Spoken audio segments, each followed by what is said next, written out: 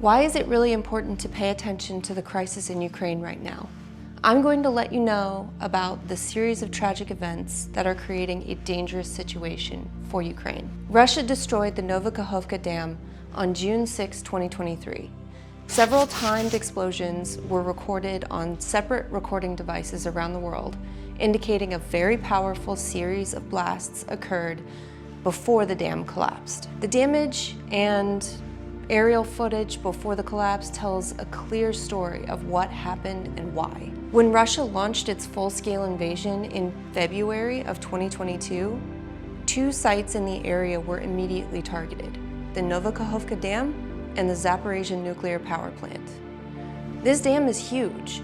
The amount of water stored in this dam is close to the same as the Great Salt Lake in Utah. Control of these sites meant that they could pressure Ukraine into submitting by way of energy insecurity. Up and down the Dnipro River, Russia has been putting pressure on Ukrainians by way of food insecurity, safety threats, shelling, and forced relocation. Though, as we've seen, these atrocities have had the opposite effect. Since the tide has turned against Russia, thanks in large part to the support of Western nations, Ukraine has been gaining back territory. And after the loss of Kherson, the counteroffensive, and an internal coup attempt by the Wagner Group, Putin has employed the schoolyard tactic of, if I can't have it, no one can. Hundreds of thousands of people live in the regions downriver from the Novokakhovka reservoir. There used to be more, but Russia can't help but do what it does best. Upriver from the destroyed dam, there is another tragedy on the near horizon. Zaporizhzhia nuclear power plant is one of the largest in the world, largest in Europe, and among the top 10 in the world with 6 reactors. This facility has been tied into the Ukrainian electric grid, which not only takes power from the plant, but also supplies it with power to be able to use the pumps in a pressurized water system to cool the reactor. On September 11, 2022, Russia's state nuclear power company disconnected the reactors from the Ukrainian power grid and put the plant into cold shutdown under generator power. Cold shutdown is a bit of a misnomer. Though the reactors are not operating at their capacity, the fuel still needs cooling from the water system to be able to keep the reactor under control. ZNPP sources its fresh water for the cooling of the plant from the Kakhovka Dam. Water levels have plummeted around the site, meaning that the spent fuel pools and the water storage for maintaining the 6 reactors will not be refilled.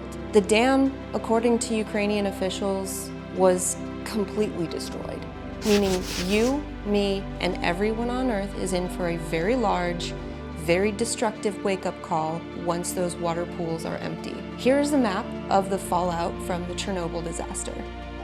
Only 1 reactor in Chernobyl did that amount of damage. This power plant is in one of the largest food production areas of the world, meaning we face even larger threats to food security than ever before. To be very, very clear, it has been warned that the imminent meltdown of this reactor is the goal. Intelligence reports are showing that this destruction is not coming fast enough for the Russian commanders. So they're turning to faked terrorist attacks, as were committed on the dam. So, this is why you should care about what is going on in Ukraine.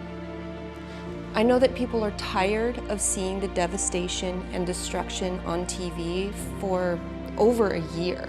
But the actions of these madmen have dire consequences for all of us, and especially for the people directly in the warpath. This only proves why you should be concerned about who has control over sensitive sites. Because Russian army, Wagner, or other officials that have so far supported this war cannot be trusted to responsibly maintain nuclear power or weapons when faced with defeat. What can you do about it? Demand that the IAEA do something that actually means something, not their usual something that equates to a frown and a naughty look from Director Grossi. Contact your representatives to demand real accountability for these actions that have endangered your safety.